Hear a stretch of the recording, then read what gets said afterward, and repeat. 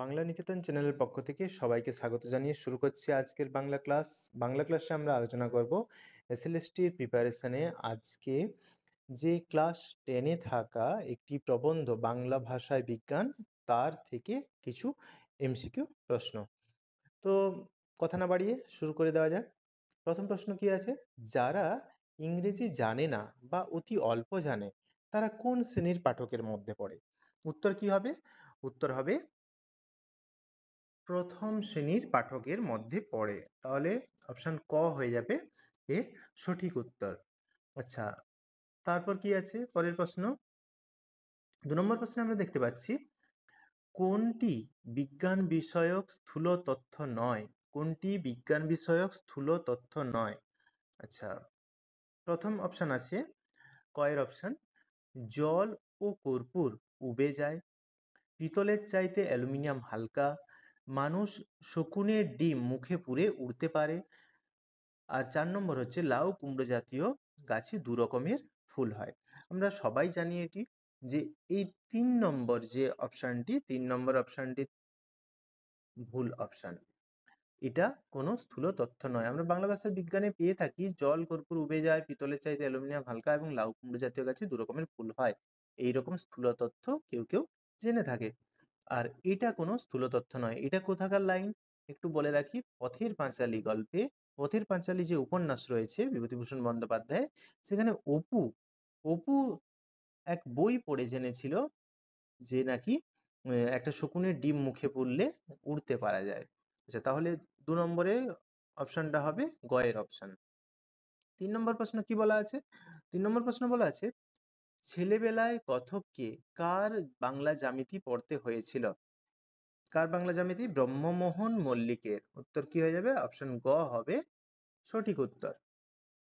আচ্ছা, তারপর 4 নম্বর প্রশ্ন। 4 নম্বর প্রশ্ন কি বলা আছে?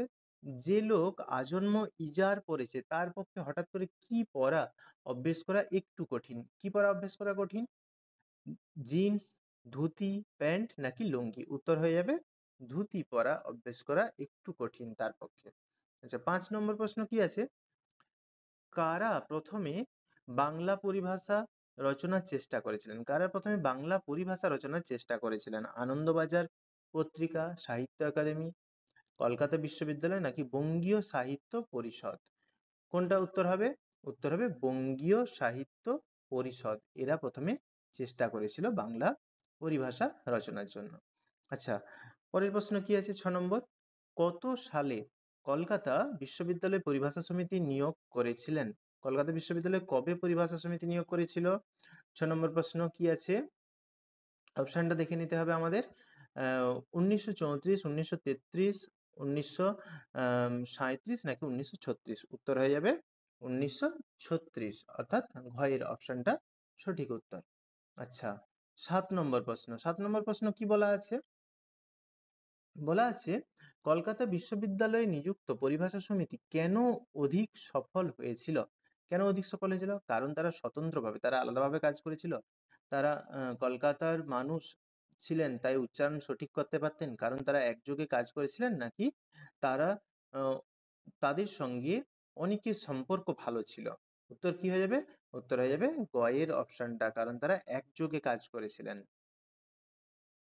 আচ্ছা, 8 নম্বর প্রশ্ন কি আছে? কোথায় পপুলার সায়েন্স লেখা সুসাধ্য? অর্থাৎ কোথায় লেখাটা সহজ?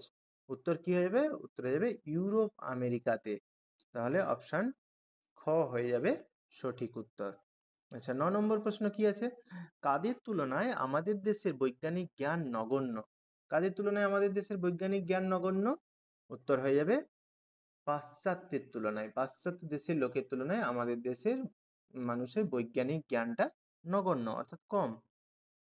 আচ্ছা, আলংকারিক গণের মতে শব্দের ত্রিবিধ কি কি? অভিধা, লক্ষণা, ব্যঞ্জনা নাকি উপরের সবগুলি? উত্তর কি হয়ে যাবে? উপরের সবগুলি। তাহলে ঘয়ের অপশনটা হয়ে যাবে সঠিক উত্তর।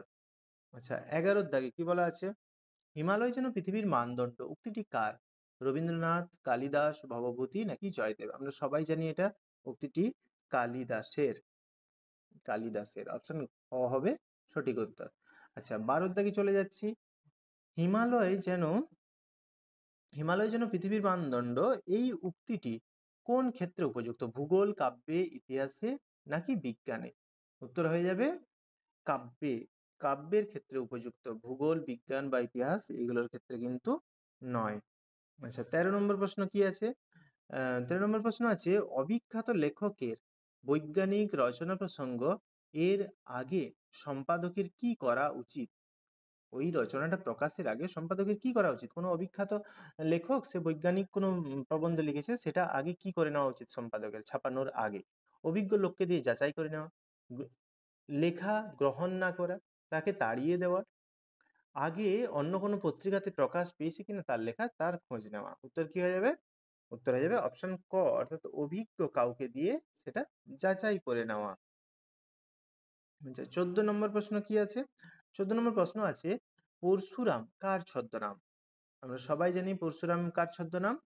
অপশন কি আছে? মালাধর বসু, নাকি নিখিল সরকার, নাকি সমরেশ বসু, না রাজশেখর বসু? উত্তর হয়ে যাবে রাজশেখর বসু, অর্থাৎ ঘ এর অপশন হবে সঠিক উত্তর। আচ্ছা, তারপরে প্রশ্ন কি আছে? The atomic engine has not even reach the blueprint stage, এর সরল অর্থ কি? এর সঠিক অর্থটা কি দাঁড়াচ্ছে? পরমাণু ইঞ্জিনের নকশা এখনো নীল চিত্রে প্রস্তুত হয়নি, পরমাণু ইঞ্জিন নীল চিত্রের অবস্থাতেও পৌঁছায়নি, পরমাণু ইঞ্জিন কোনো অবস্থাতেই আম, পৌঁছায়নি নীল আকাশে, নীল চিত্রে পরমাণু ইঞ্জিন উপস্থিত। উত্তর কি হয়ে যাবে? পরমাণু ইঞ্জিনের নকশা এখনো প্রস্তুত হয়নি, এটা হবে সঠিক উত্তর, অর্থাৎ অপশন ক হয়ে যাবে সঠিক উত্তর। আচ্ছা, তারপরের প্রশ্ন কি আছে? পরের প্রশ্ন আছে, আম, অরণ্য এর আভিধানিক অর্থ কি? নিষ্ফল ক্ষেত, এক ব্যক্তির নাম, এক চিত্রের নাম, নাকি বন? তো আমাদের খেয়াল রাখতে হবে এখানে, খুবই সহজ এটা, খুবই সহজ অরণ্য শব্দের অর্থ কি, কিন্তু যেহেতু আমরা পড়েছি নিষ্ফল ক্ষেত, আহ, তো অরণ্যে রোদন বলতে, তো সঙ্গে সঙ্গে মাথায় এটা কাজ করতে পারে, তাই খুব মাথা ঠান্ডা করে কিন্তু উত্তরগুলো করতে হবে। অরণ্য শব্দের আভিধানিক অর্থ হয়ে যাবে বন, যেটা আমরা সবাই জানি, অপশন ঘ হবে সঠিক উত্তর। তো ভিডিওটা ভালো লাগলে অবশ্যই চ্যানেলটিকে সাবস্ক্রাইব করে সঙ্গে থাকবেন। আমি এরকম ভিডিও আর যে কয়েকদিন আমাদের সময় আছে সেগুলোতে অনেক অনেক প্র্যাকটিস সেট আমি নিয়ে আসবো। তো শেষ পর্যন্ত দেখার জন্য অসংখ্য ধন্যবাদ।